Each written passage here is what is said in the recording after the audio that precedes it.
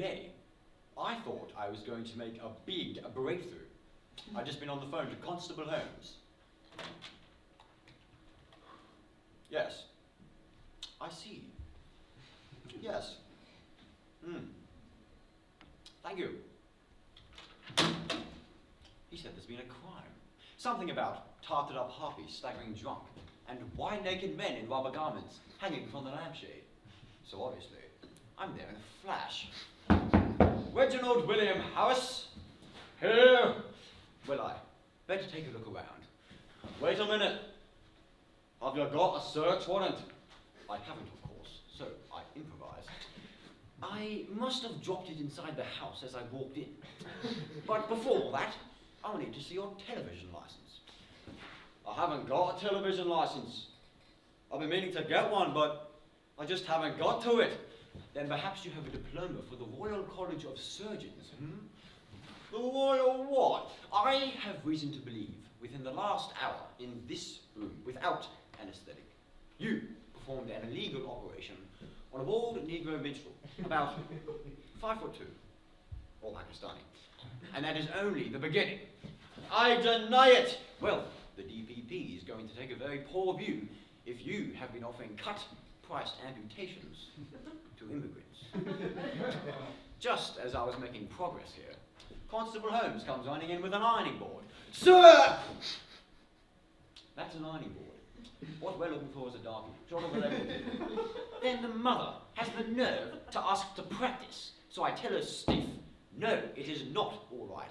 Ministry standards may be lax, but we draw the line at home surgery to being the little luxuries of life. Oh, but I only practice on the tuba. Tuba, fever, fibula. Everything I've heard about the events here today convinces me that you were up to your neck in the crippled minstrel caper. The crippled what? Would you kindly stop interrupting me while I'm about to engage on my exegesis? Based on my own reconstruction of an eyewitness account at Ponsonby Place, a coloured person, or someone of that face, was attempting to impersonate a minstrel in order to break into the Victoria box office.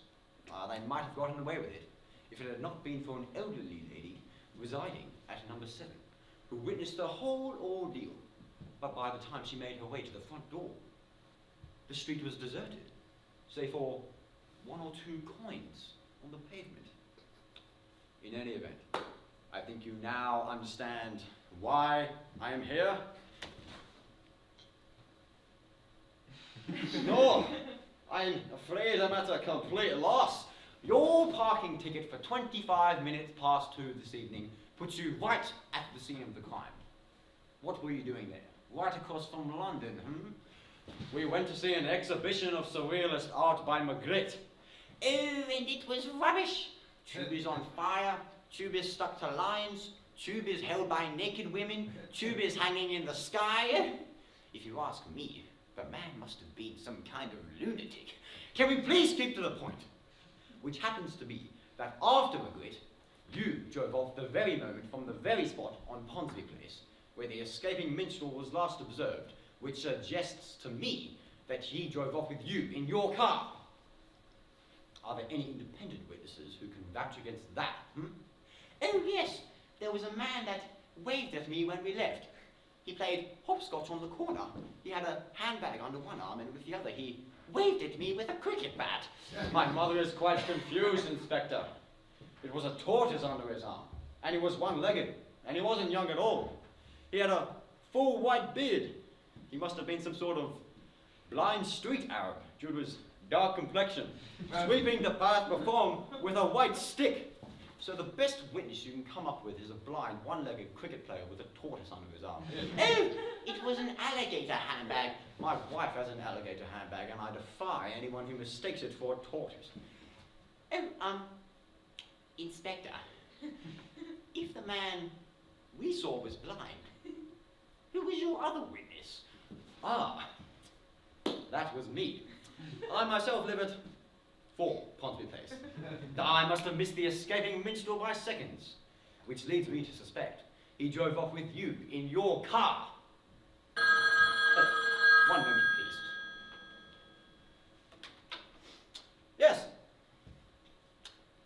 see. Yes. Okay. Thank you. Shit. Very embarrassing.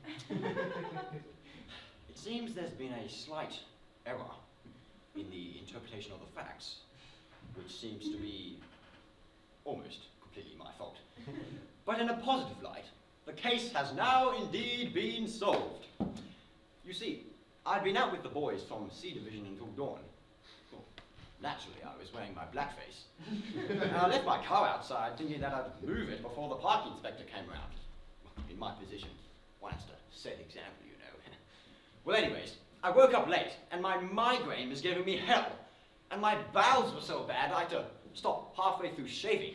And I never gave the parking inspector a thought until I glanced out the window and saw your car pulling away from the only parking spot in the road. I flung down my razor and rushed into the street, pausing only to grab my wife's alligator handbag containing her parasol. Look, I got pretty wet because I couldn't unfurl the damn thing. And in my haste to pull up my pajama trousers, I put both feet in the same leg. So after hopping about a bit and nearly dropping the handbag in various puddles, I just thought to hell with it and went back inside the house. My wife blamed me for breaking her parasol, and by the end of it, I had a parking ticket. I do say, it's been one bitch of a day.